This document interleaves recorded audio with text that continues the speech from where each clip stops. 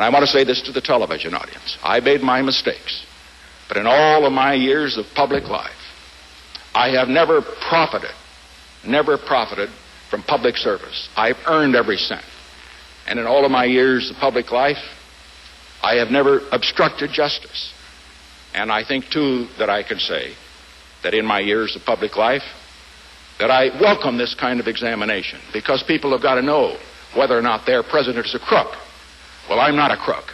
I've earned everything.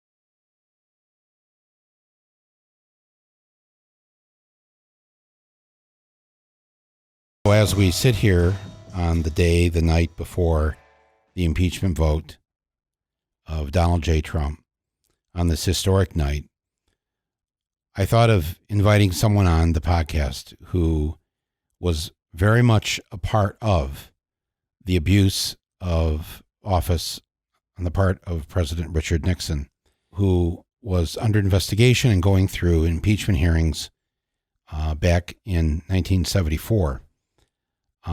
And the House voted on their articles of impeachment that included illegal and abusive actions against my guest here today on the podcast.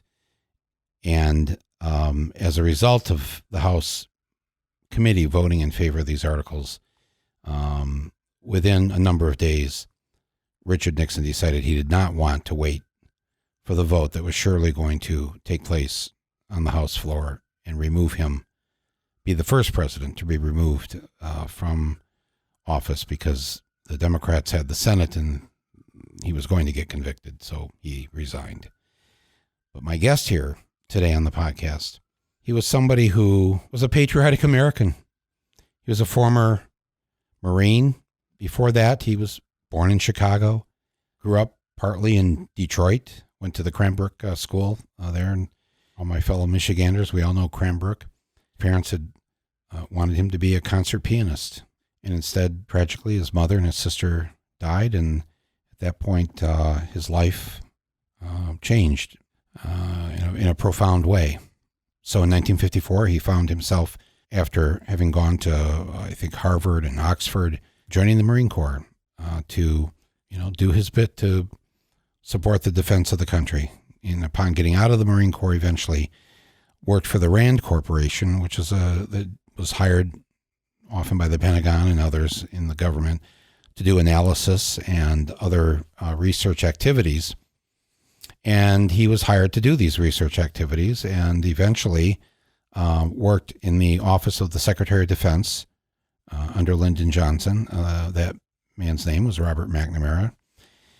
And the Rand Corporation had also undertaken a study, a research project, to figure out just what happened. How did we get into Vietnam? It was already a huge morass by this point. By the time now we're talking about 1967, 68, it was clear to everyone that this was an awful, awful mistake, an immoral action on the part of this country. And there was a rising tide of opposition to the war in the United States and, of course, obviously around the world. And my guest decided that he could no longer have the American people, his fellow Americans, in the dark about the lies that they were being told. Lies from their very president, not just the Secretary of Defense, not just the Pentagon, whatever, but from the President of the United States, lying to the American people. There was a time when just the very thought that a president would try to get away with these big lies would be so abhorrent to people like my guest that there was a greater calling, a greater duty to tell the truth to the American people. Tell the truth in this case about why we were really in Vietnam and how it was an unwinnable war. And there were lives being lost. It's such an awful, I remember one week, I think Life magazine printed the photos of the 500 plus that had died that week, 500 plus Americans that had died that week. Thousands upon thousands of Vietnamese, South Vietnamese, North Vietnamese, eventually, obviously, Cambodians, Laotians. The statistics go anywhere from 2 million Southeast Asians to 4 million Southeast Asians who were killed in this war of our doing. And my guest couldn't participate in it any longer. And as an act of conscience, gave these documents to the New York Times. And they were called the Pentagon Papers. If you're old enough to remember this, you remember it well. If you're young, you should look this up. It was a powerful moment in American history, and nobody knew which way things were going to go. And as a result of my guest doing this, Richard Nixon had formed a unit, if you can believe this, within the White House to do a number of illegal activities against his opponents, what he called his enemies. They were often anti-war people, but there were a wide variety of people that just opposed Richard Nixon and his policies. And so this unit called the Plumbers Unit consisted of G. Gordon Liddy and Howard Hunt and a number of others. And they were ordered to break in to the psychiatrist's office of my guest here today in over Labor Day in 1971 to steal records so that they could discredit this individual who had released the Pentagon Papers. And as a result of that action, an action planned in the White House, imagine that, breaking into a private citizen's shrink's office to dig up dirt on them so as to discredit them. And to remember, there's an election coming up the next year in 1972. So basically, to prime the pump for the election, discredit an opponent. Where have we heard this before? You don't have to go back any further than this past July. But this happened. This happened back in 1971. And as a result, when the impeachment vote came up, the Plumbers Unit, these illegal activities, including against my guest here today, were part of the impeachment of Richard Nixon and passed the House Judiciary Committee at that time. And I thought, really, who better to have on? And thank God he is still with us. He is still active. He is still fighting the fight for all of us. He is, in the pantheon of great Americans that have affected our history in the last 100 years. You can name the names from Rosa Parks to so many others that because of a simple action they took as a citizen, as a civilian, we actually got to be a little bit better of a country. But it doesn't happen without the struggle. It doesn't happen without people like my guest here today, Mr. Daniel Ellsberg. Daniel, welcome to my podcast. Wonderful to be here, Michael. I'm honored to be mentioned in the same sentence with Rosa Parks. When this happened to you, I was in 12th grade in high school. So I have a very clear memory of the whole thing. But I want to point out that this particular thing, well, first of all, you exposed the truth by sharing these papers. And of course, the New York Times was ordered by the judge to cease publishing the truth about Vietnam in these papers. And I think that they were shut down, at least this part of them publishing the story was shut down for a number, maybe 2 weeks, something like that. And in that time, and they made a movie about this, I think a year or so ago, called The Post, that Katharine Graham and the Washington Post decided to just start publishing it. Well, the Times was under the order of the court not to publish. They started publishing, and then they were shut down. And then, if I remember the story correctly, you and your wife went into hiding because you knew at that point the federal government was looking for you. And during those weeks, you gave it to another 15 newspapers across the country so that everybody would have this. So everybody, and they all started publishing it.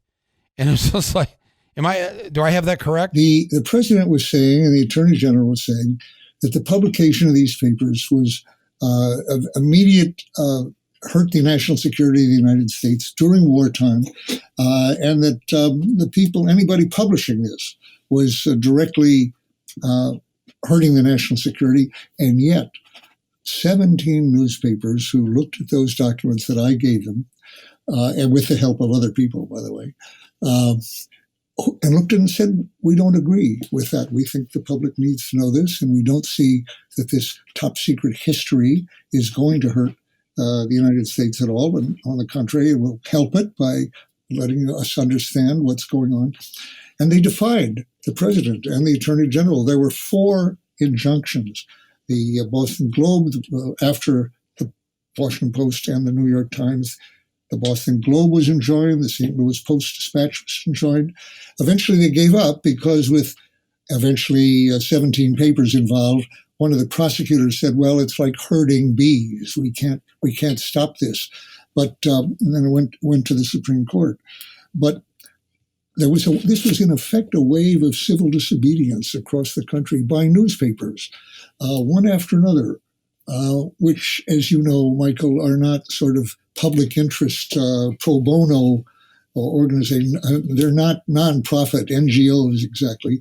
They were all facing risks of prosecution and risks to their financial interests.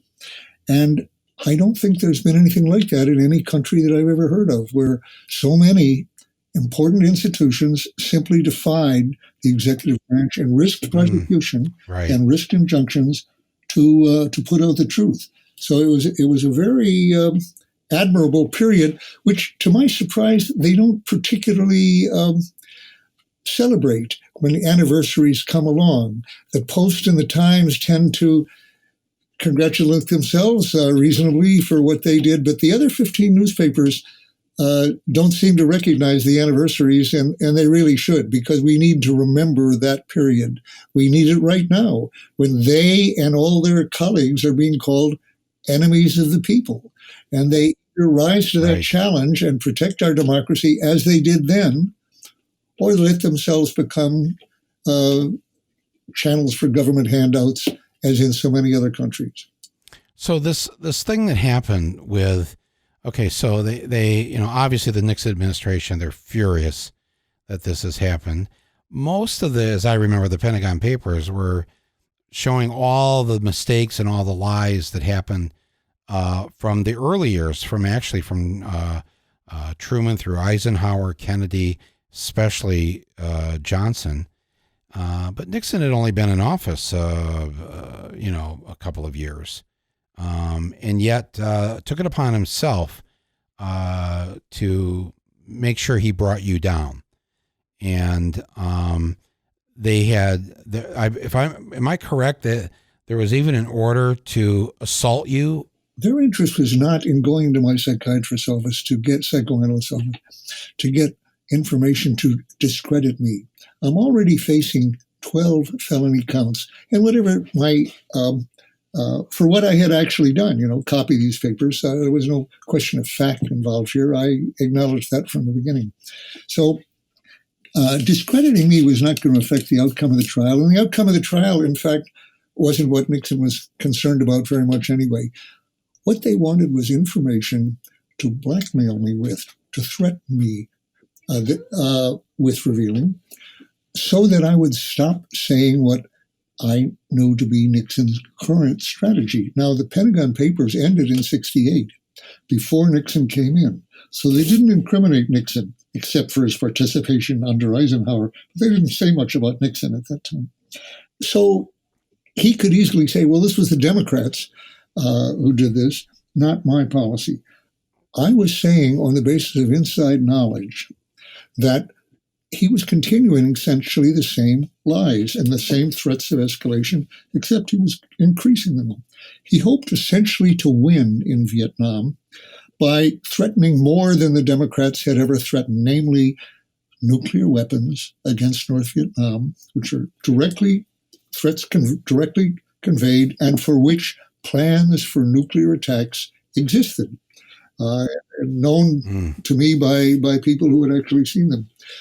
Also, threats of invading Laos and Cambodia, which he eventually did do, not the nuclear, invading North Vietnam, mining Haiphong, which involved confronting Soviet shipping, among other things, and basically escalating the war very much in order to get the North Vietnamese to make concessions that would amount to our winning the war, namely to allow us to take our troops out, but to continue air power, air support to General Thieu, the alleged, or the president, or puppet president of South Vietnam. Our puppet, right. Who would put Nixon into office, basically, by doing what Trump is accused of doing, I should say what the Russians are accused of doing, colluding with a presidential candidate, Nixon, to get him elected.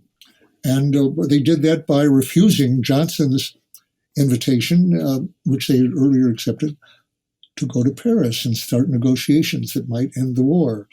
And Nixon persuaded Thieu not to go, just before the election.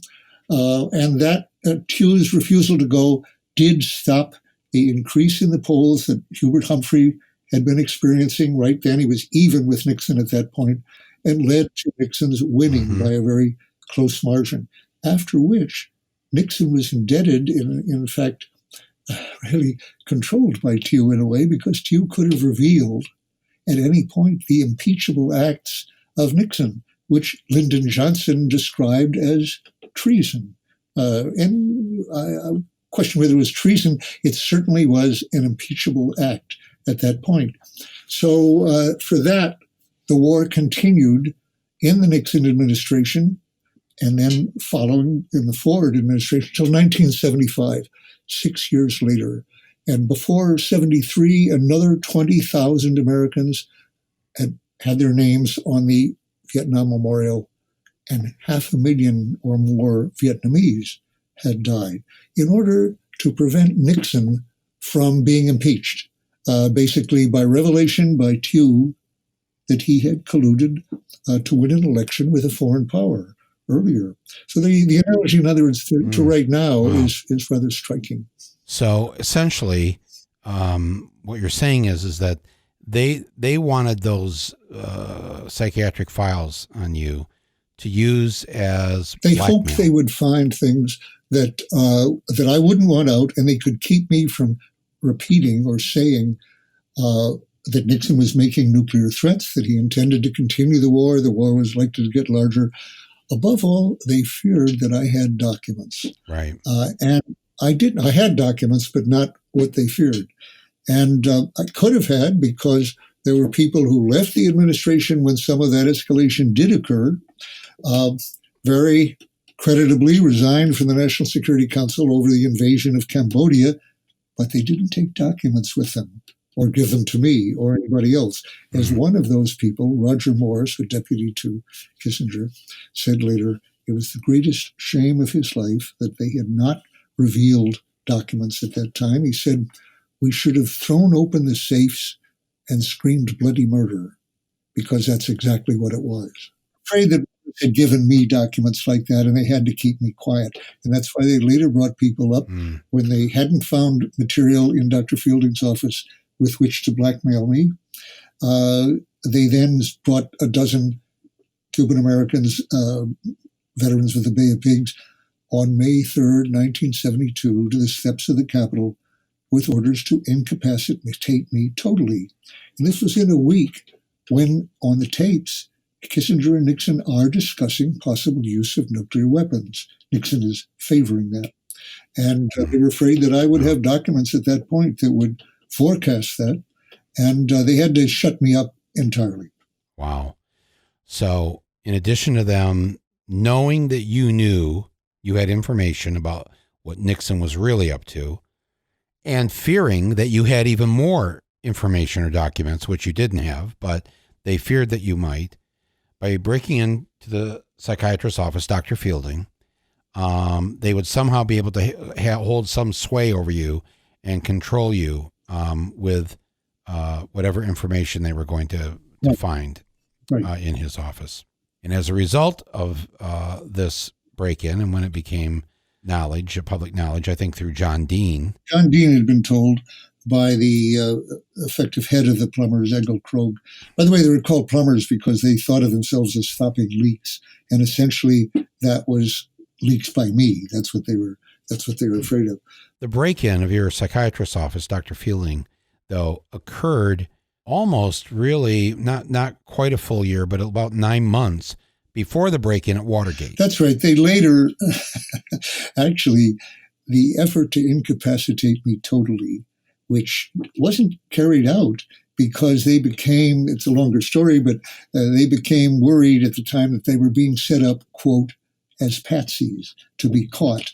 And they decided to throw that one. But that very night, they were taken around to reconnoiter their next target, which was the Watergate Hotel, where the Watergate offices, where the Democratic National Committee was. And weeks after that, a couple weeks after the attempt to incapacitate me wasn't carried through, they did go into the Watergate offices, and then they weren't caught that night. And then to repair taps, bugs that hadn't functioned that first night, they went in again a second time, and this time they were caught. And they were being run essentially by Hunt and Liddy, the very people who had engineered the burglary of my psychiatrist's office earlier. So in other words, when they were caught, they now had blackmail on Nixon because they knew of these earlier crimes. Actually, it's never been proved, although it has been alleged, that Nixon knew of the actual break-in to, beforehand, of the break-in to the Watergate. But these people knew about his earlier crimes directly against me, which were ordered out of the Oval Office. So they had to keep them quiet. And by giving more than $100,000, essentially in bribery money, to get them to perjure themselves in front of the grand jury and say that they did not know of any previous crimes, this was further obstruction of justice. Dean told the president it was a cancer on the presidency. It was getting further and further. They had to lie to conceal other lies. And eventually, because Dean brought that out, it did eventually get to my court because the trial was still going on, and they were obliged to inform the court. And that came out. And then Hunt and others reversed their perjury and revealed things about the wiretapping of me, the psychological profile the joint CIA had done against me, which was against their charter to do on an American citizen, and other crimes that came up. This is all being coordinated out of the White House. Hunt and Liddy, they're in. I think their offices, they're wherever they were meeting in the old executive office building, all part of the White House complex there. And this would eventually all come together with all the other things they were doing, this so-called plumbers unit, as part of one of the articles of impeachment, the abuse of power, Nixon's abuse of power. So here we are now. How are you feeling tonight? I mean, here we are. We're on the eve of this impeachment vote.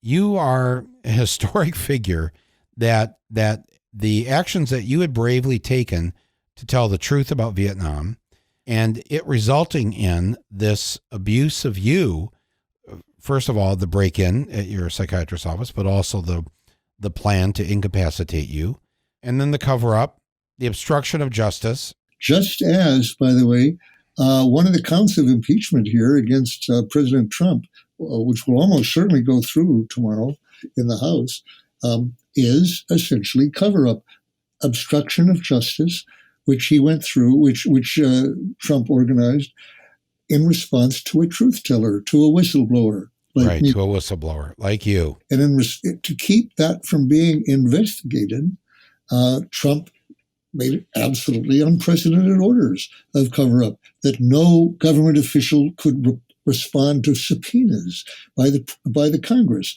A clear defiance of the Constitution, the separation of powers, the powers of Congress here to investigate and impeach. He's in effect, it's like rolling up the 82nd Airborne around the White House and saying, come and get me. Right. An old mobster film or something. You're threatening people with great consequences. if they told the truth as ordered by Congress. So what's that like for you tonight? Here we are, and it's not exactly deja vu, but it's it must have. What is going through you right now? Well, there is a difference in the situation, which is that the Senate is certain, almost, the Republicans in the Senate, to defy the law, to defy the Constitution, to defy the evidence of their own senses as to what's happened here, and vote to acquit. So he will almost certainly be acquitted of this indictment, which is what the impeachment amounts to, an indictment. And he will go into the election claiming that he's been totally exonerated, indicating, by the way, a very dangerous precedent. It pretty much comes close to saying that a president whose party controls the Senate, which determines conviction, is above the law. Right. He can do anything he wants, foreign affairs and domestic affairs. If a president can get away with this, he can definitely get away with anything if his own party controls the Senate. And that means that we don't have a government of law. He is, in effect, a king. So the big difference, obviously, between tomorrow, and back in 1974 is... Remember, what a real difference in both parties from then is this, that going to another impeachment, a number of Clinton, I think 17 Democrats voted for the impeachment inquiry into Clinton, and a number would have voted for impeachment at that point. What Nixon faced and led to his resignation was that Republicans in the Senate came to him and said, "We're going to vote against you because the evidence is so clear." Now, that obviously simply can't happen now, for the simple reason that the Republicans are proving absolutely impervious to evidence and to their obligations to uphold the Constitution. How did this happen? How did we go from a time when there were Republicans who told Nixon to stand down? Yes, we are going to vote to convict you if you don't resign. That after this vote tomorrow, and it goes to the Senate after the holidays, that the Senate has already made clear that it may be a near unanimous vote amongst the Republicans in the Senate to ignore the evidence, to ignore the Constitution, and just line up like lemmings behind Donald Trump. And it's not enough to move Trump out of office, which we won't do by impeachment and conviction. But it's not enough to move him out of office by election, which is absolutely essential for reasons I hope we go into. But that's not enough. The Senate has to be changed. The House has to be changed. And really, all these are necessary conditions for survival in terms of our climate change, in terms of our democracy, I would say. It's essential. It's not enough because the Democrats have not done nearly enough in the past, and they won't do enough on these issues in the future. But at least they won't be leading in exactly the wrong direction as the Republicans are right now. So let's jump ahead a month or so. The Senate has not convicted Trump. He claims a great victory. They try to slam the Democrats for trying to, overthrow the king. Yeah. What do we do then? Where are we at then? We do have an election, obviously. There is still an election scheduled. Well, this is correct. Okay. I'll give you, here's a thought that will not be received well, I suspect, by many in your audience, but I'm going to tell you the truth of what I think here, what I worry about. There is more than a chance that Trump will get reelected. I see Biden as a ticket to Trump.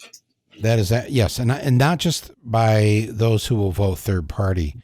I think a centrist, somebody like Biden, people will stay home. Yes. Yes, young people will stay home. They will not vote.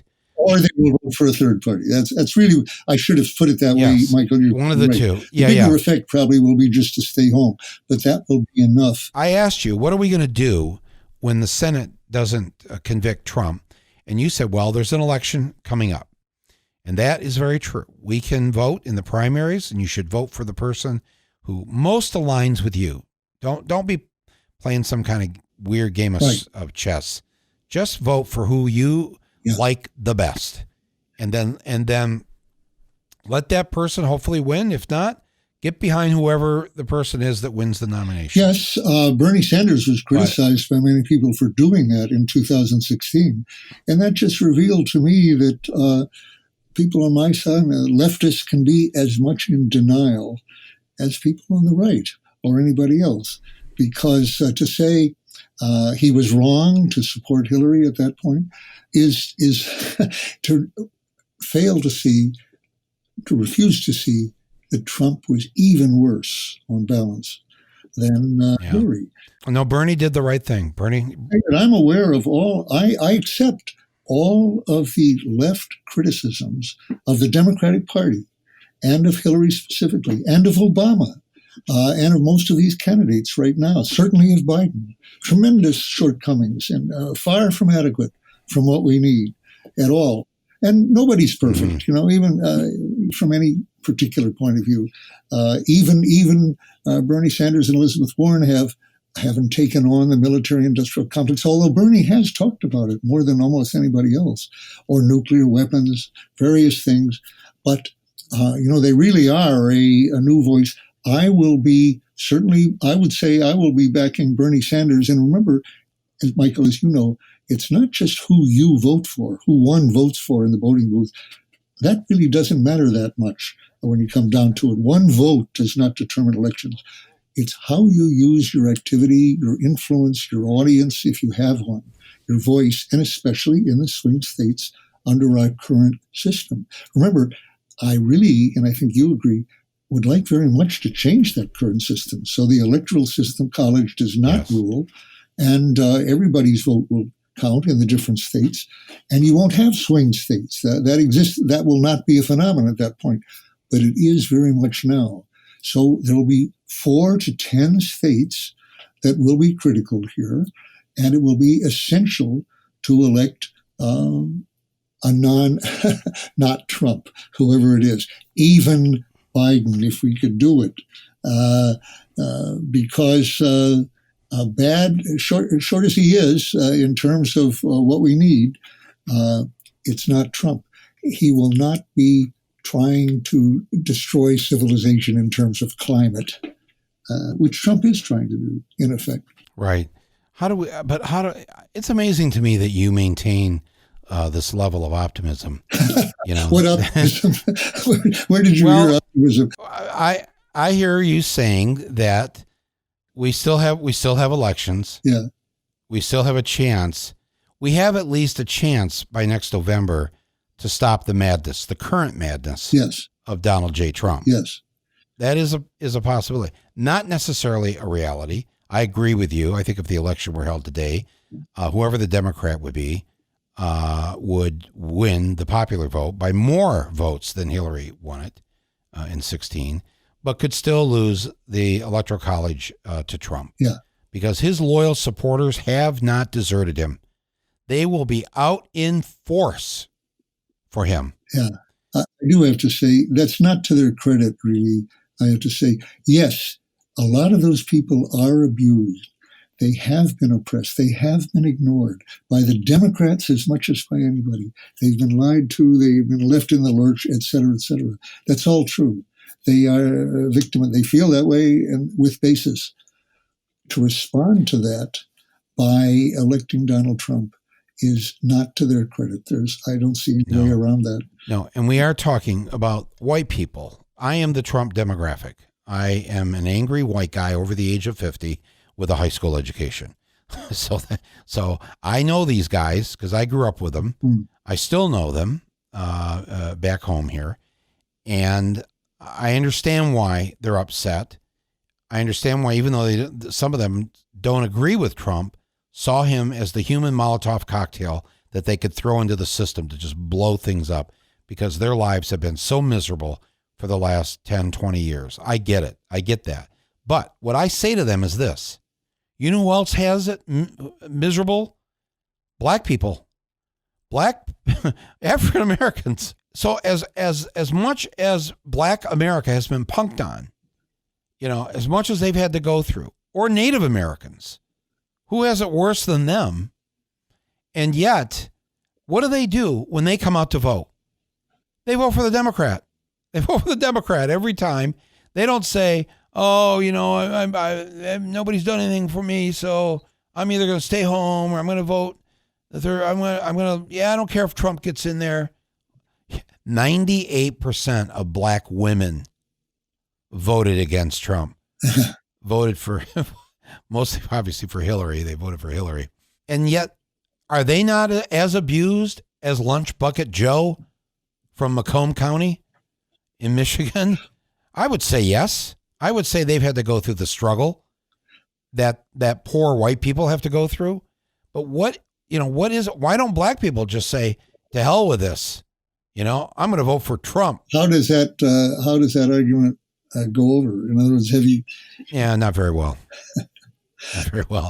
But I don't care because I'm going to tell them to quit whining and do the right thing. And I agree with them. And I say this, look, I realize the Democrats, if you're living in Detroit, if you're living in Flint, where are the Democrats? Why are we in year 5 or whatever it is of the Flint poisoning? We have a Democratic governor now in Lansing, Michigan. So I get it. I totally get it. I'm every bit as pissed off. But we have to think clearly here and not just be run by our legitimate emotional state. Mm-hmm. Because we have to remove, somebody said this to me here the other day, it's like the body politic of America right now is a very, very sick, very ill patient. And Trump is a boil on that diseased body. But that's what he is. He's just yes, Lance the boil, get rid of the boil, but you've still got the diseased body you've got to take care of. And the reason why Bernie is number 1 in all the polls with Latino voters, number 2 with African Americans after Biden right now, and that's changing more and more. Bernie has really risen with African American voters in recent polls. And that's because they know he's the real deal. He will not turn on them. He will not be bought off. And they know that. And that's why they will be excited about voting for him. I feel very strongly about this. Okay, I'm with you on this. You mentioned to Michiganders, you said that I went to Cranbrook, which is, of course, a fairly rich boys' school, where the sons of the the Rogers that you turned again, the sons of the auto manufacturers. Roger Smith. Yeah. I was a scholarship student, full scholarship student. And in fact, when I graduated, I spent the summer working at the Dodge plant number 3 in Hamtramck because I was expecting a life as a labor organizer or labor economist, which is what I studied in college. And I was very familiar with the Memorial Day Massacre at Republic Steel in Chicago and the Battle of the Overpass with Walter Reuther and so forth. And that's where I was headed. I joined the UAW when I was 17. Had to get my father's permission. Wow. But yeah. So just for people listening, the Dodge factory in Hamtramck, Michigan, Hamtramck is a city within the city limits of Detroit. So it's it's a hardcore town that exists within the city limits of Detroit. And that factory I'm experiencing right now very bad hearing problems. It really got worse. It started in the press shop in Hamtramck, which if you've been in a press room, where they punch out the big things, the tops and brutal, the sides and so forth. The scream of those machines, I've never really recovered from. In fact, I was very interested to see that the first place that the UAW bargained on conditions, not just salary, retirement or whatever, but conditions was Dodge Plant number 3, where they used to wear hearing, phones over your ears and mufflers over your ears and all. Now they do. So my hearing is very damaged now.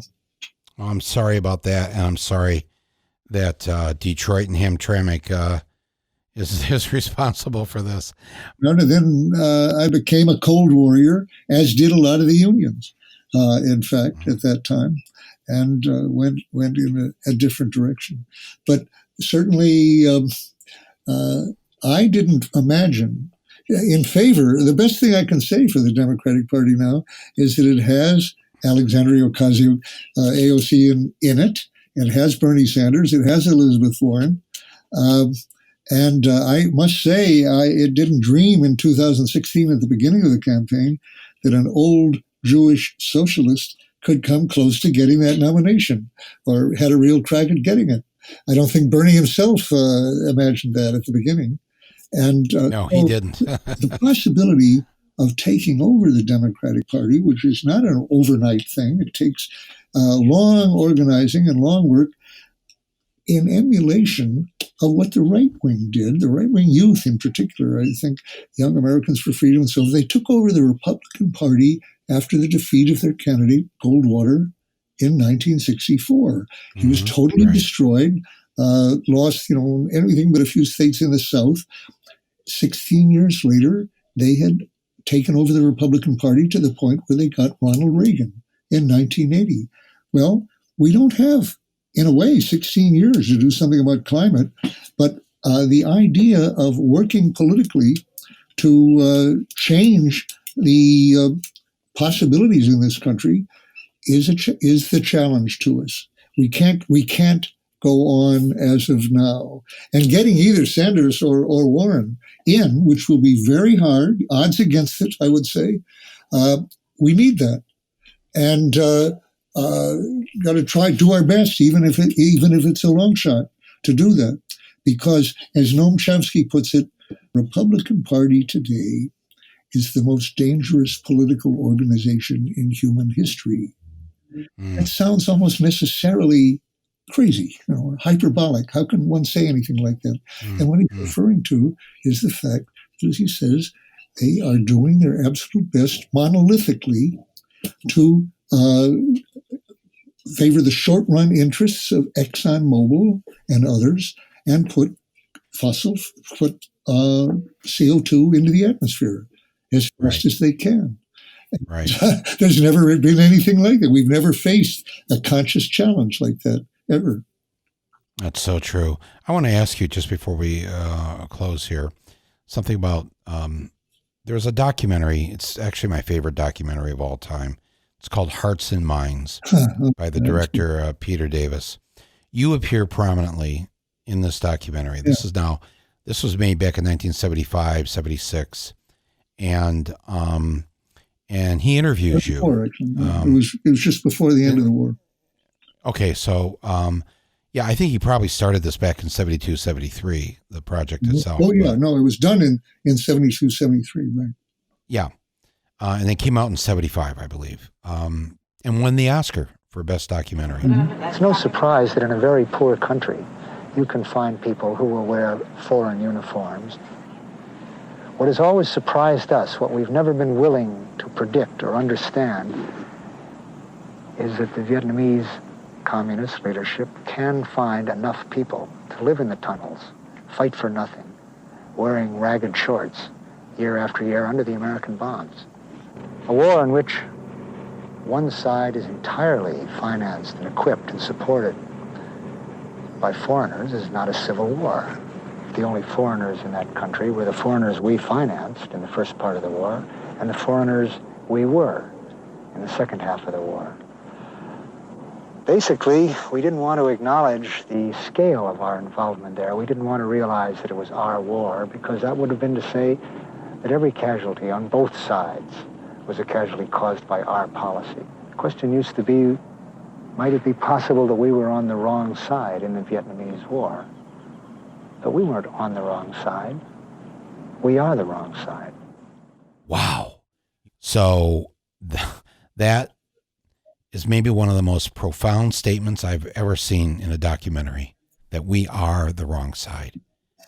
It's so hard for us as Americans to wrap our heads around the idea, how could we possibly be the wrong side? Why, we're for truth and justice in the American way, and we deliver democracy to your doorstep. But the truth was something very different, a truth that you exposed with the Pentagon Papers. And it's such a moment in this film. When I saw it in the theater with an audience back in the mid-'70s, it was like a mallet coming out of the screen and whacking me and everybody else in the audience. It was so powerful. And what have we learned now, all these years later, all these almost 50 years later? Well, look, we're talking right now, just a week or two after the revelation of the so-called Afghanistan Papers, in which it turns out that the highest officials in the government, military and civilian, were asking, well, the Secretary of Defense, Rumsfeld, was saying, I can't see who the good guys are here. Or Lute, the general in charge of the area, basically saying, we didn't have the foggiest idea of what we were doing. And again, who are the good guys and who are the bad guys? But they weren't facing up ever.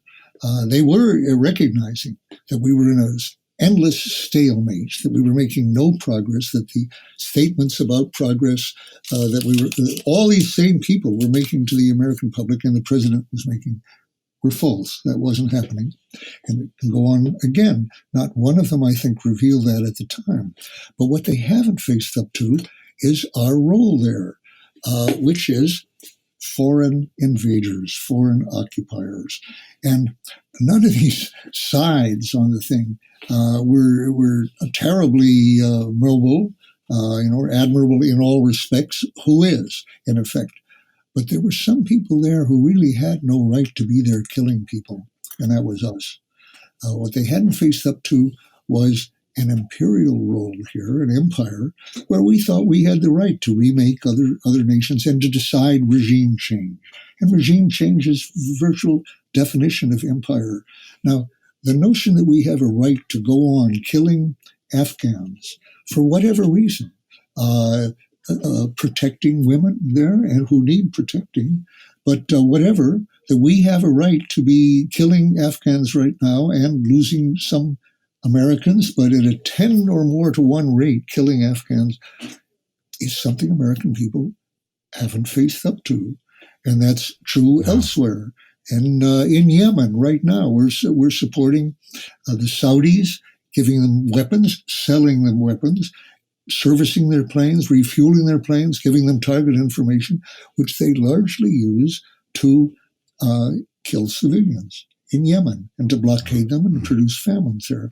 Now, here's a case where both houses of Congress actually voted to cut off the aid. By the way, an effort that happened to be led by Senator Bernie Sanders.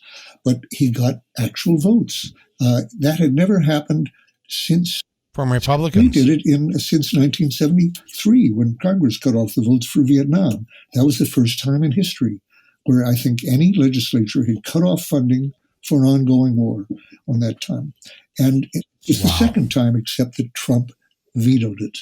So an enormous crime against the peace is going on right now, crime against humanity in Yemen by us. And that doesn't define us as the good guys. It just, no. The idea that we support democracy in the third world, the former colonial world, the underdeveloped world, is false. It's a myth that I believed in for much of my life. And finally saw it certainly wasn't true in Vietnam, but it was really later that I came to see that was not an aberration, that basically we, more often than not, support dictatorships, coups, authoritarian regimes, because they suit our corporate interests, our economic interests, better than a democracy, better than a country with unions and peasant organizations do, and with welfare states of any kind, so that it's simply false that we are the good guys when it comes to that part of the world, that half of the world. And that's still true. It's what we're seeing now. The Afghan papers show that these people, I think, never did come to understand that, even though they knew we weren't winning. But, the American people have been willing to tolerate killing foreigners from the air without too many American casualties indefinitely. And that's what we've just seen 18 years in Afghanistan. Without changing both parties, it can go on for another 18 years. And that's well, let's hope not. And I think I just wanted, I don't know if I've ever done this in person or have told you this over the phone or whatever. I'm sorry? I was just saying, I don't know if I've ever mentioned this to you or thanked you, just outright thanked you personally. Thank you for what you've done, for what you did, for look, when you look at what's happened now to Chelsea Manning, to Ed Snowden. Yeah. I mean, it's what they did was really no different than what you did. And you are considered an American hero. And I don't understand why these two individuals don't get the same. But boy, I'll tell you, they want to lock them up and throw the key away. And the message to other possible whistleblowers is, don't you even think about taking documents that will tell the American people the truth. Well, there are a lot of you. Those two people are heroes of mine. And at the same time, I identify them with them. What does that mean? Well, they represent what they did represents what I've done best, the best part of my life, which is not the whole of my life by any means. But I know and like Ed Snowden very much, but I admire, I don't know Chelsea to speak of, but I know them as people whose example I would like to see others followed. And my newest hero, and as much as them actually, is 16 years old, Greta Thunberg. Michael, yes. I think this point will interest you. It isn't made very often. She's known for leading inspiring demonstrations all over the world. 1.2 million, I think it was, in the beginning of the year. And in October, 4 to 6 million people, young people, demonstrated against the apathy, the inactivity on climate change. But they demonstrated on a weekday, on Friday. They took off from school and they called this situation, as she did when she was doing it alone, as a strike. And that's what it is. I don't think we're going to change the world here and change our policies without being willing to use the civil disobedience, but very specifically strikes, general strike. And that's what she is leading right now. And as I say, my own interest in the labor movement, that's how, as you know, the car industry was essentially organized by sit-down strikes, occupying buildings which were held by the Supreme Court to be illegal eventually. But by that time, nonviolent, inside, they just occupied the place. And they had organized pretty much the auto industry at that point. And we're going to have to show that kind of willingness to pay a personal cost and to take a risk and to change our lives directly. You asked whether I was an optimist. Here's the kind of optimist I am. Greta Thunberg said to a parliament recently, I saw the quote in a transcript, she said to these parliamentarians, I've forgotten which one it was, she listed all the things that had to be done to avert catastrophic climate change. And she said, I don't believe for a second that you're going to do any of these things, but I hope I'm wrong. And I realized when I read that, that's my hope. I don't see a likely way out of the situation we've created here, given the strength of the institutions we're facing, the military-industrial complex, the fossil fuel industry, Exxon, places like that, the banks. I don't see how we get beyond them, but I hope I'm wrong. And that's not an idle hope, because I've often been wrong in the past. I've been wrong. So that's my hope. We've got a chance. It's not impossible. Just the other day at COP25, which the climate conference, when she gave a terrific speech and followed by, I don't think she was involved directly in inspiring this, but a lot of people rushed the stage, young people, and occupied it for a while. And they were chanting, "We are unstoppable and change is possible. Another world," that's what they said, "another world is possible." That's true. It's possible. It's not impossible. Yes. That's what we've got to work with. And it's worth it because the stakes are everything. The stakes in the climate area and nuclear era are everything. So it is worth our utmost efforts without violence, I would say, truthfully, but with self-risk and self-sacrifice. We have a chance of enlarging that possibility and keeping it all going. I'm with you. I'm with you all the way with that. I feel every bit of the despair in the first part of what you said, that we are probably doomed at this point.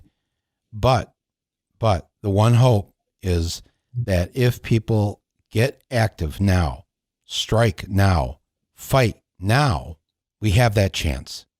Why would we not take that chance? Who would sit idly by at this point? You've been that inspiration. Greta is now that inspiration, and we need to take that and run with it. Absolutely. Absolutely. Daniel Ellsberg, I can't thank you enough here on the eve of this impeachment vote to have you with us. You who were part of the reason that Nixon was in the process of being impeached 45 years ago this year. You're still with us. You're still fighting strong. We love you. Thank you for being on my second podcast. It's a real pleasure. Thank you for your films, Michael, because you are using your life. You exemplify right livelihood very much. Those films are powerful and have the real chance of bringing about change. No guarantee, but no better chance. And thank you for those. Well, thank you. And to everyone listening, we thank you. And we invite you to be part of this if you're not already. Always remember, as I say to everybody, there's more of us than there are of them. Don't ever forget that. We have power. We have it in our hands. And a lot of us, I think, just don't know it, but it's there and it needs to be used and used now, ASAP. So thank you. Thank you, Daniel Ellsberg. And that's our second podcast here with Rumble with Michael Moore. In the past few days, however, it has become evident to me that I no longer have a strong enough political base in the Congress to justify continuing that effort. I would have preferred to carry through to the finish, whatever the personal agony it would have involved. And my family unanimously urged me to do so. But the interests of the nation must always come before any personal considerations. From the discussions I have had with congressional and other leaders, I have concluded that because of the Watergate matter, I might not have the support of the Congress that I would consider necessary to back the very difficult decisions and carry out the duties of this office in the way the interests of the nation will require. I have never been a quitter.